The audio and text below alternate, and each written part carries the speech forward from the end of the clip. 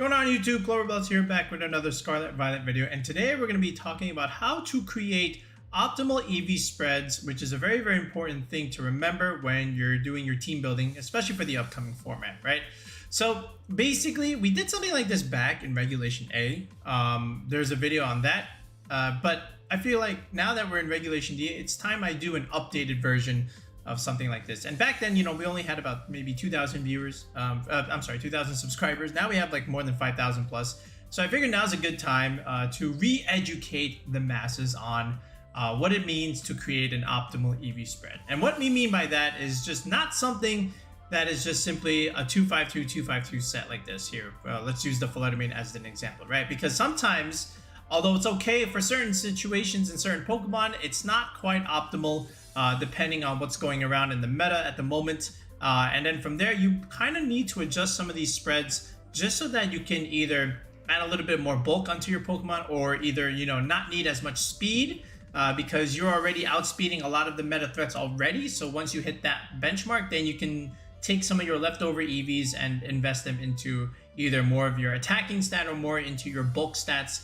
So this way, you know, you have a better spread, right? And remember that this is always your leverage in a best of 3 tournament, right? Because remember, in an open team sheet tournament, what do they know from you? They know your items, they know your EVs. I'm sorry, no, they don't know your EVs. They know your items, they know your movesets, they know your Terra, but the one thing that they don't know is your EVs, right? And you can use that to your advantage, because once they figure out your EV spreads, depending on the speed interaction, for example, or depending on if something KO'd, it might be too late, right? Because then you can just pick up that decisive game and ultimately pick up the match, just because they don't know your EV spreads at that given moment, at that given time. All right, so we're going to do a couple of examples here just to show you. We're going to use Flutter first, then we're going to use the Urshifu-Rapid Strike, then Ursaluna, and then even the Zapdos. So 4 different examples of how to create an optimal EV spread. And we're going to be following the same exact template every single time. So this way you can get a sense of how we do things in terms of creating these EV spreads. So what we're going to do first is show you the template, okay? And then from there, we'll go back and we'll use each of these 4 examples in creating those spreads. Okay, so let's go into the template. Okay, so here's the template. Okay, so the first thing you want to do is when you have a Pokemon that you want to try an EV, you have to pick a speed tier and go for that benchmark. Okay, again, the most important stat in this game is speed. It doesn't matter how much attack you have. If you don't have the required speed to outspeed a certain threat, you're just going to get outsped and get KO'd, and then all of your attack investment doesn't mean a thing, right? So speed is the most important thing that you want to figure out in creating that spread. The second thing is then you can start investing in your attacking stat, right? So sometimes you may not need to fully invest in that place, right? You don't need a 252 attacking stat, right, if you're already strong enough as it is. So ultimately what you might end up doing is going for benchmarks or going for certain EV bumps, right? And then from there, you have some leftover EVs, so then you can put some into your HP stat, and then you can optimize your HP depending on a few things, depending on if you're holding an item, like for example a berry or leftovers. You know, you can optimize a certain number for those items. Same thing with a life orb, right? You always want to end your HP in a 9, and then from there you can technically figure out, you know, if you have a Rillaboom on your team, you can take into account grassy terrain recovery, you know, 1/16. And then it's the same thing, right, with the sand chip damage from Tyranitar or some other, you know, sandstorm user. You know, you can account for that weather chip damage and optimize and not pass the threshold there where you're taking 1 extra HP per turn, right? And then from there, once you've optimized your HP EVs, then you could take whatever else you have left, like any leftover EVs, and just dump them into your bulk stat. Sometimes you might just say, you know what, I don't really need any bulk stat. I'm just going to put the rest into my attacking stat, which is okay too. Okay, and then after you do a little bit of testing, you go onto Showdown Ladder and you say, oh, this thing is KOing me, or I'm not quite picking up the KO on, you know, this Pokemon when I really should be picking up the KO. And that's when you say, okay, I really need to KO this Pokemon. So you might adjust your EV spread so that way you invest enough attack EVs to, you know, pick up the KO on that certain Pokemon. Or if you're dying to something that you really don't want to be dying to, you know, because it's important to either get maybe a Trick Room up or a Tailwind up or something like that, then that would be a defensive calc that you want. So then from there, you may take off a little bit from your attacking stat and put into more of your defense EV. So this way you can survive certain hits that you need to survive to be able to do the things that you need to do, the role on your team, for example. All right, so that's our template. And again, we'll show this at the end of the video when we go through all of our examples, but now we're going to use this same template for all of the examples that we showed earlier. So let's get back into the showdown ladder and let's go into Flutter main first. Okay, so let's start here with Flutter main first. So a lot of Flutter mains, they've actually have quite a bit of bulk in their HP and defensive stat, while not fully going 252 in their special attacking stat, because they're going to be going for something like a booster energy, right? And because they're modest, right, they're going to be getting a +1 special attack boost anyway, and that's going to be doing a lot of damage as it is, but you really want some defensive bulk here depending on who you want to survive against. So this way you can stay on the field and keep dealing a big amount of damage, because if you just get KO'd right instantly, then your Flutter main is just useless on your team. Okay, so as an example, let me bring you to the Pokemon damage calculator, and let's see if we put you side by side into a Chien-Pao. So, technically Flutter main being a fairy type can do big damage against a Chien-Pao, but the problem here is that Chien-Pao has a Sword of Ruin boosted Sucker Punch. And if you look at the damage calc here, the Sword of Ruin Sucker Punch has actually a 62.5% chance to KO if you are just a plain 252 Flutter main set. That's not good, okay? That means I have a 62% chance to lose the game, right? Just because of this Sucker Punch play.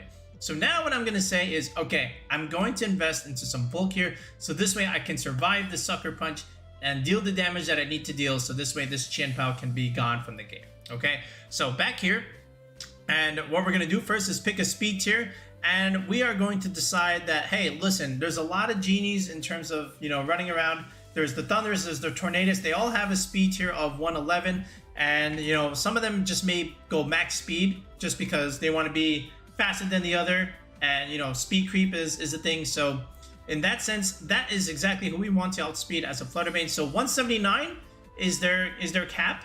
So this way we want our Flutter main to go for 180, so this way we can outspeed a potential Tornadus, right? Now, I'm not saying Tornadus is a threat to Flutter main, but at the very least, at the same time, we can always outspeed it if we ever need to, especially if we have our own Tornadus on our team going for Tailwind. So this way, next turn we can outspeed it and just go for a certain KO, right? So let's go into 179 here. So basically, this is all we really need, okay? But then, the speed creep game comes into play, right? So other Flutter mains are going to be doing this as well. So what we're going to say is we're going to speed creep them and, just go about to 181, about 2 points above than what we need to. So this way, even if there's another Flutter main that wants to speed creep and go for 180, we can just do the same thing and be safe at the 181 mark, right? And eventually it turns into a speed creeping war. But at the very least, this is a good starting point in terms of our speed tier, right? We're going to be a bulkier, modest Flutter main set that wants to survive that Chien-Pao. Okay, and then from here, again, we really want this modest special attack boost from the booster energy. So at the very least, we have to have more than 181. And what better way than to go to the benchmark of 116 investment, right? So here's the first one. Right, you see at 36 investment you went to 176. This is the first EV bump, as we say.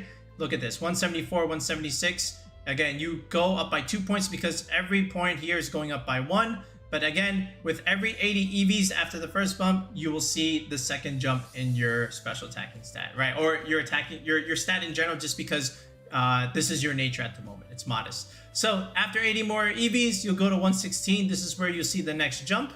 And here it is, 185 to 187. So I'll keep it there. This is all the special attack I really want at the moment, because again, I'm getting a +1 boost anyway from the booster energy. And then just because I have to round out my EVs later on, I'm going to put 1 point here in the special defense. I don't really need so much here. There's no real damage calc that I want for special defense at the moment. It's more of the physical side that I really need. So now I have 184 EVs left to play with. And this is where I start figuring, okay, how much do I need to invest to survive this Chien-Pao Sucker Punch, right? So we know we're going to need at least 4 points here in the defense because, again, we have to round out our EV spread. So the question now begins is how much HP EVs do I need to survive? So let's go back here, all right? And let's adjust this. We don't really care about, adjusting the special attack because that's not involved in the defensive calculation. But here we go. Sucker Punch here, 90 to 184. So again, 108 actually. So let's get this number until we can survive it. So I'm just going to keep increasing my HP until we can finally get this Sucker Punch calc down to where we can fully live it. And here it is right here, Sucker Punch up to 99%. So again, it's going to round down to 99. So this is the guarantee to a KO. So 92 HP EVs and 4 defense is all I need to survive this Qianpao Sucker Punch, which is very, very good. But then you might say, okay, wait, I got 88 EVs left here. So then what can I do with this? There's a couple things you can do with this. You could say, you know what? The next jump is at another 80 EVs anyway. So let's go a little bit more into my special attacking stat. Let's deal a little bit more damage. And here it is. Here's the third bump. And then over here, we have 8 more EVs. Let's just dump it into defense like this. And then everything is perfectly fine, right? Or you might be the type of player and say, you know what? I don't really need so much special attacking stat. I'm going to keep it at 116. All right. And then why not just dump the rest into my defensive EVs again? So just do this. And then that's it. So now you have a little bit more security on the defensive end for your Flutter main. And this is exactly how it is that you want to optimize it, right? So again, just to review, what did we do? We picked the speed tier. We said we're going to outspeed genies, you know, by hitting this 181 stat, because again, they cap at 179. We're going to go into our special attacking stat, which is 116. We hit the bump there. And then, you know, testing wise, we said, okay, we're dying to Qianpao Sucker Punch. We don't want that. Let's put a little bit more defense EVs.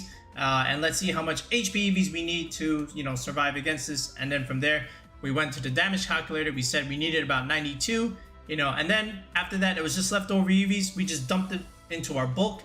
And this is it. This is our bulky Flutter main set. And this is a very, very common set. You'll see a lot of Flutter mains go for this speed tier, especially if you look it up on Peakalytics. Some of these guys are already doing it already. And then 116 is a very, very common set. And then this defensive EVs is just where, you know, it's just all variance depending on where you want to go. Some players might even say, you know what, I just need 36. I don't really need all that much. And then, you know, they may drop the speed tier again, just so that they can still get a modest boost. And maybe they don't even care about outspeeding Tornadus. Maybe they just care about outspeeding Garchomp, right? And this is more of a regulation C kind of thing. But this is all they really went to. And then from there, they just did this, right? And then they just dumped the rest of their EVs into something like this, right? Into a defense, right?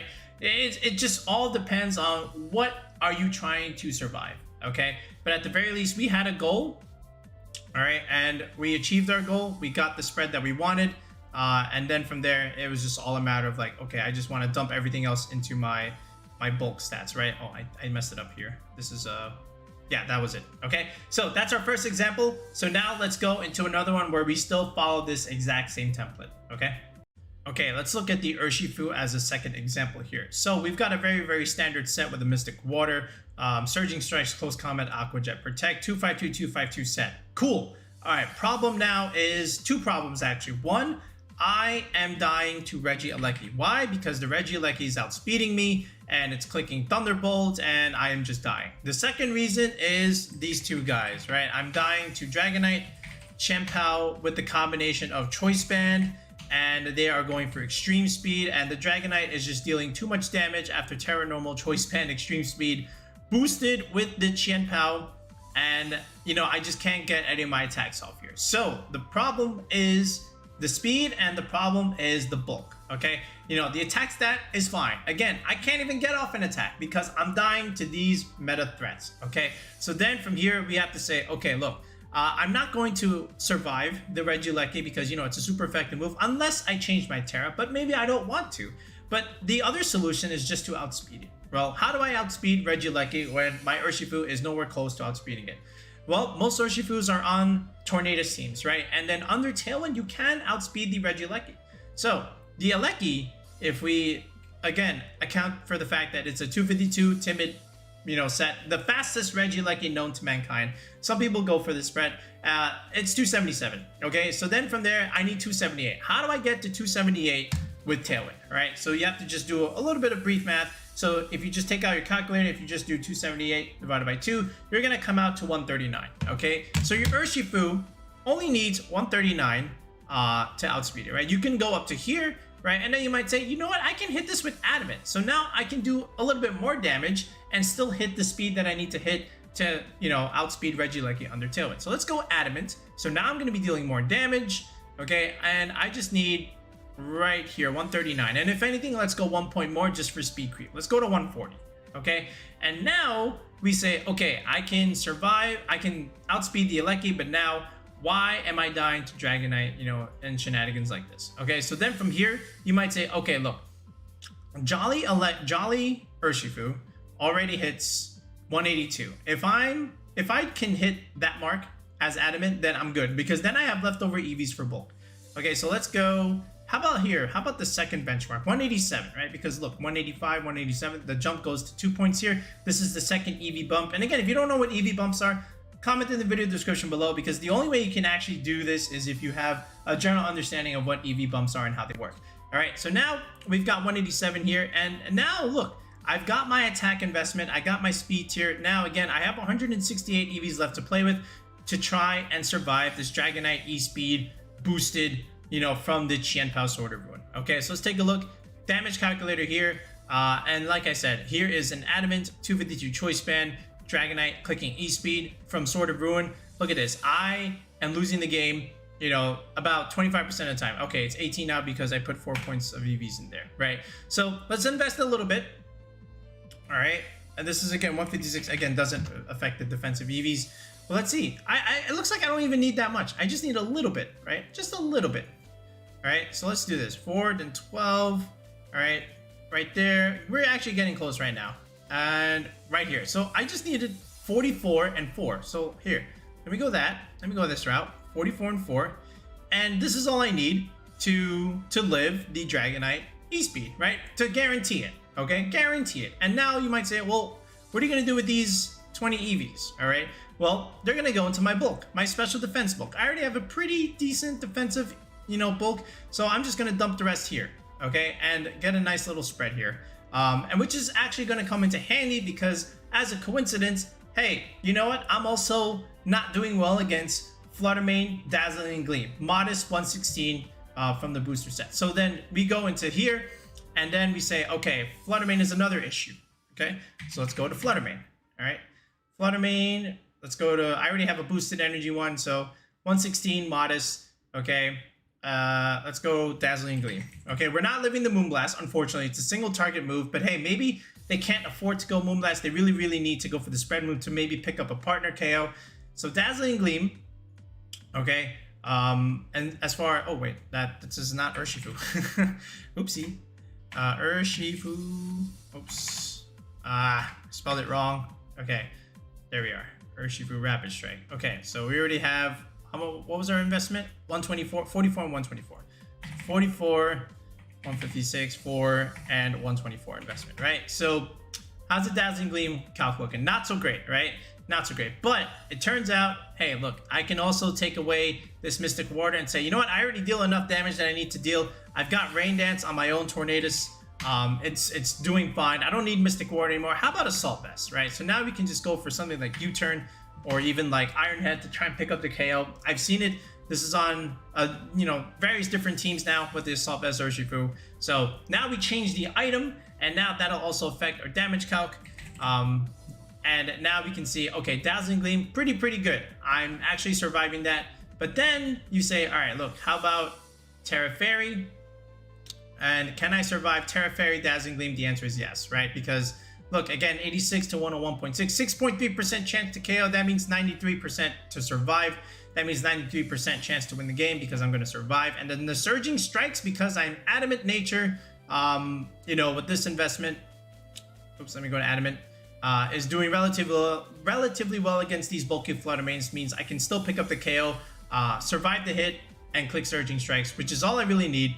Okay, so again, this is how we create these optimal spreads. So I can live the Dragonite, I can beat the Aleki because I can outspeed it, and then the Flutter main, I pick the Dazzling Gleam calc because I can't live the Moonblast, but in most cases, or in some cases, they want to click the Dazzling Gleam rather than the Moonblast, depending on how much they really need to pick up the partner KO. But this is it. This is how you create it, right? But again, this only works if you have the Tornadus on your team. If you have no Tailwind on your team, then this EV spread is meaningless because it's meant to function under Tailwind, right? You're sacrificing your speed, so this way you can invest more EVs into your bulk as well as a little bit more into your attacking stat because now you are an attacking nature rather than a speed nature. Okay, so that's another example of, again, creating an optimal EV spread. Okay, let's do one more example. All right, we'll just do one more here. So we'll look at the Ursaluna here. So basically, I've seen a lot of sets where, you know, simply just going Brave, 252, and then 252 like this, and then just 1 point here in special defense. That's cool. All right, nothing terribly wrong with this, right? Especially if it's in Trick Room. You know, a Brave Ursaluna is totally fine. But what if you wanted a little bit more bulk? Because you're finding that, you know what, you're getting knocked out by Iron Bundle Hydro Pump. The Urshifu Surging Strike is still killing you. So now what can you do to get a little bit of optimization in your defense and special defense units? All right, well, you're gonna have to sacrifice your attack. Okay, and let's start from 0 here, because the idea is this: like, once you have Flame Orb Guts going, you're dealing so much damage with Facade, and also like your, you know, whatever move you have, like the Headlong Rush, that you don't really need to max your attack. Like 140 attack is already like very strong. Okay, and if you're Adamant Nature anyway, you know, you don't need to, like, again, just go this. Like 211 is good, but it's like kind of overkill. So here's what we're gonna do. We're gonna first just say, you know what, we just need like maybe 1 point in speed, right? Because that's all we really need. Ursaluna is not meant to outspeed anything. Okay, we just needed to like round out the EV spreads at the end of the day. Okay, then we're gonna say, you know what, I need maybe about this much. Let's go to the second bump here in our attack. 198 is a pretty good number. Okay, then what we need to do is say, all right, you know what, I've got Flame Orb, I've got Guts, I'm taking 1/16 burn chip every turn. So how much can I invest where I can optimize this chip damage, right? Well, how about this? We go to about 223 is pretty good, right? This is always like a benchmark number, right? In terms of optimizing for, like, you know, sand chip or, you know, weather damage. Well, sand chip is weather damage, but like, you know, 207 was one of them, right? Well, this is already too low, but then the next one is at 223. Why is it 207 and 223? Why are these benchmark numbers? If you take out your calculator, okay, and if you do 223 divided by 16, which is how much you're taking from the burn, that'll come out to 13.9. So, which rounds down to 13 damage per turn, right, that you take. But if I break the threshold and do this, 224, now this will put it to 14.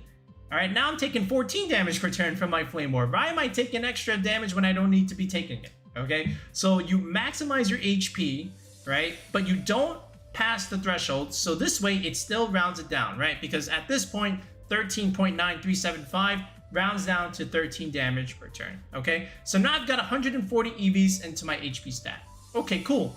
Now what we do is we go here, all right, and we go and measure up against Urshifu-Rapid Strike. You can see this is a very strong hit. It can pretty much almost one-shot me. Now, again, you have the option to go Terra Grass or Ursaluna. I understand that, but maybe you don't want to. Maybe you want to save that for later, okay? And at the very least, let's just survive the hit first. Okay, so let's go to 140 investment, all right? And we're almost there, okay? We have about 12.5% chance. So now we just have to invest into some defensive EVs, okay? And I still want to have about 13 HP left, actually 14. So this way, after the burn chip, I'm still alive. I can still do something, right? So this is where we start investing, all right? And as we keep going, you know, again, this damage calc is already ticking, right? So we've already like achieved it, but again, I kind of want to get a little bit more out of this because again, the burn chip is gonna be my doing, right? So I'm at 96. That's still okay, but again, there's gonna be a point here where this is gonna like be a huge jump. And there it is right here. Like, oh, look at that, from 88% from 96%. That's a huge jump, right? And this means I'll be left with at least, you know, on the highest roll, I'll be left with 12% of my health. And if I put 12% here, that's already double, you know, the number that I need, right? So that's 13 and 13. Again, that's 1 HP left. So after 13 points of chip, I'm still left with 14 HP. All right, and then, you know, I can take one more burn chip if I need to, unless I have, you know, some Cresselia on the field going for, you know, the Lunar Blessing shenanigans. And I also get to live close combat too. Okay, so this is all I need in terms of like surviving that chip damage. And then now I have 60 defense, special defense EV, so I'm just going to put them there. All right, so then if we go back here, is this enough to survive against the Iron Bundle Hydro Pump, right? Because Iron Bundle is another popular threat. And I want to try and at least live that. Or I can say, you know what? I'm just going to live with this physical defensive calc, and then that's all I really need. Okay, so Hydro Pump, it's still doing a lot of damage. That's because I have this. Let's go here. So still about 43% chance to KO even with 60 investment. Not so great, okay? So now what I want to do is I'm going to be taking away a little bit of attack, right? Because again, I'm at 156, which is a good number, but again, I still want to be bulky. I still want to be able to live and deal big damage, okay? So let's see how much I still need to survive this Hydro Pump, all right? We're getting close to that number, all right? And this is all I need, 132 investment. So I need to take away a little bit, right, until I can get to 132 investment. And this is, I believe, all I need. So, and what it ends up happening is like 76 is the bump already. Okay, so, you know, I can just leave it at 76. And then from here, just put like maybe one more point in speed. So this way, you know, the speed creeping war, another Ursaluna, another Iron Hands, another Azumarill, another King Gambit. You know, these are all within the base 50 speed tier, and maybe I can speed creep them a little bit and, you know, potentially KO them because I have the ability to outspeed them. Now, you might say, this is a little bit weaker of an Ursaluna, right? Yes, it is. But is it a bulkier one? Yes. And like I say, you know, you can't deal damage if you're dead, okay? So at the very least, survive first and then deal your damage, okay? Because you're a hard-hitting Pokemon as it is anyway, all right? And then from there, you should be able to stay on the field longer and, you know, take those hits. And in a best of 3, if they don't expect this, if you live that key Hydro Pump, you survive and you win the game because you're able to KO them with, you know, whatever move you have, all right? But again, it all goes back to our template, all right, which I will show you again. And these are the 3 examples that I showed. But again, it's all about following your rules, and this is how you create these quote-unquote optimal EV spreads. All right, so let's go back to the template one more time.